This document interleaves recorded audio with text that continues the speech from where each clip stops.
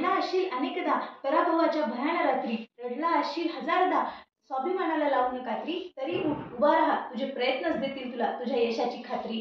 खरं तर या जगामध्ये असाध्य असं काहीही नसतं. केवळ असाध्य या शब्दातला अ बाजूला काढण्यासाठी तुम्ही किती प्रयत्नपूर्वक आहात ह्यातूनच असाध्य आणि साध्य असे दोन प्रवर्ग पडतात. म्हणूनच या असाध्य किनाऱ्यापासून साध्य किनाऱ्यापर्यंत जाण्यासाठी प्रयत्नांचा पूल बांधण्यासाठी मी पल्लवी व्यंकटराव कोकरे तुम्हा सर्वांसमोर विषय मांडत आहे, असाध्य ते साध्य करण्या सायास अर्थात प्रयत्नपूर्वक. खरं तर जिच्या उत्तुंग भुरारे पुढे गगनही ठेंगणे भासावे, जिच्या विशाल पंखाखाली सारे विश्व बसावे, अशी एक स्त्री म्हणून जेव्हा मी मागे वळून पाहते ना, तेव्हा मला स्त्री शिक्षण ही एक असाध्य गोष्ट दिसत होती. परंतु माझ्या सावित्रीमाई आणि ज्योतिबा फुलेंसारख्या महान थोर पुरुषांमुळे मला स्त्री शिक्षण हे एका असाध्यापासून साध्यपर्यंत झालेला प्रवास दिसू लागतो. आणि त्यांच्या ह्याच प्रयत्नांमुळे मला आज द्रौपदी मुर्मू सारखी राष्ट्रपती दिसू लागते, सृष्टी देशमुख सारखी IAS दिसू लागते. अहो एवढंच नव्हे तर आज कंडक्टर पासून ते डॉक्टरपर्यंत आणि डॉक्टर पासून ते कलेक्टरपर्यंत असा स्त्री शिक्षणाचा प्रसार झाला, कारण माझ्या महापुरुषांनी स्त्री शिक्षणाचा असाध्य ते साध्य असा प्रवास केला होता. अहो एवढंच नव्हे तर कधी एका काळी मुघल साम्राज्य, ब्रिटिश साम्राज्य यांच्या पारतंत्र्यात असणारा माझा भारत देश आज स्वतःच्या स्वातंत्र्याची 78 वर्ष पूर्ण करत आहे. कारण सळसळत्या रक्ताचा धगधगता अंगार शहीद आझम भगतसिंग, त्याबरोबरच अहिंसेचा मार्ग दाखवणारे बापूजी यांनी त्यांच्या प्रयत्नांची साखळी केली होती. म्हणूनच आज आपल्याला हे सोन्याचे दिवस दिसत आहेत. अहो लहान जात मोठी जात या जातीच्या बुरसटलेल्या विचारांमुळे तुला वर्गात बसून शिकता येणार नाही पासून ते भारतीय संविधानाचा शिल्पकार बनण्यापर्यंतची जी स्वतःची ओळख डॉक्टर बाबासाहेब आंबेडकरांनी निर्माण केली आहे, यातूनच खरं तर त्यांच्या खडतर प्रयत्नांच्या प्रवासाचा आपल्याला असाध्य ते साध्य असा प्रवास पाहावयास मिळतो. खरं तर आज आपल्याला आम्हाला गरज आहे त्या अशाच प्रयत्नांना साध्य करण्याची. म्हणूनच मला येथे संत कबीरांचा एक दोहा म्हणावासा वाटतो की 13 साई तुझ में है जाग सके तो जाग. अर्थात तुमच्या यशाची गुरुकिल्ली ही तुमच्याच हातात आहे. तुमच्या प्रयत्नांनीच तुम्हाला तुमचे यश मिळू शकते.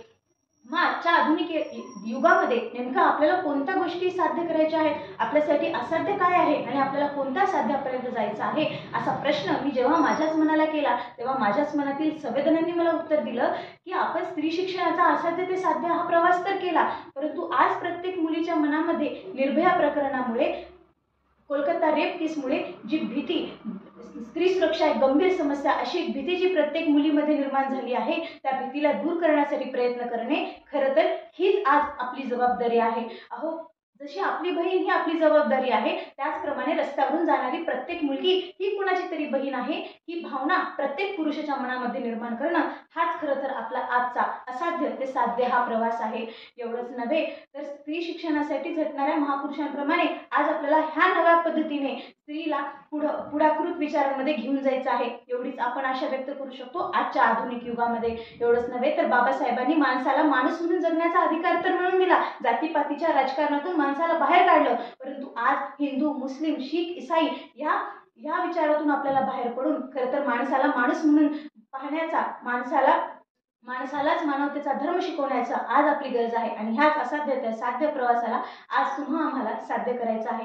भारताला स्वातंत्र्य मिळवण्यासाठी किती जणांनी प्रयत्नांची पराकाष्ठा केली हे आताच आपण ऐकलं, परंतु आज विकसनशील भारताला विकसित भारताकडे नेण्याचा प्रवास आज आम्हाला आपल्या प्रयत्नांमधून करायचा आहे. खरं तर आज महापुरुषांच्या जयंतीला डीजेवर नाचणाऱ्या तरुणाईला जर आपल्याला महापुरुषांच्या विचार व्याख्यानमालेला बसवता आलं तर खऱ्या अर्थाने आपल्याला असं म्हणता येईल की आपण असाध्य ते साध्य अशा प्रवासाला सुरुवात केलेली आहे. अहो कवी यशवंत पेंढारकर म्हणतात, चारामुखी पिलांच्या चिमणी हळूच देई, गोठ्यात वासरांना या चाटतात गाई, वात्सल्य पशूंचे मी रोज रोज पाही, दुर्भाग्य या विना का आम्हास नाही आई.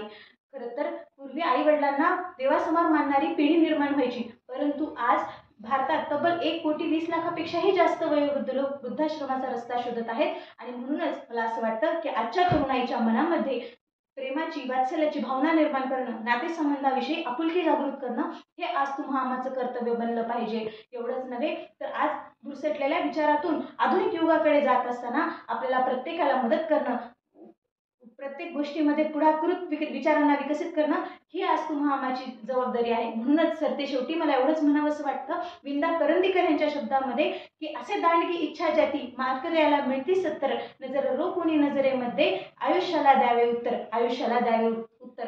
अर्थात परिस्थिती कोणतीही असो त्या परिस्थितीमधून केवळ अ बाजूला काढण्यासाठी आपल्याला प्रयत्न करायचे आहेत आणि हेच प्रयत्न जर आपण प्रामाणिकपणाने आणि जिद्दीने केले तर नक्कीच कोणतेही यश हे आपलेच असेल एवढीच माफक आशा व्यक्त करत मी तुम्हा सर्वांची रजा घेते. मनपूर्वक धन्यवाद.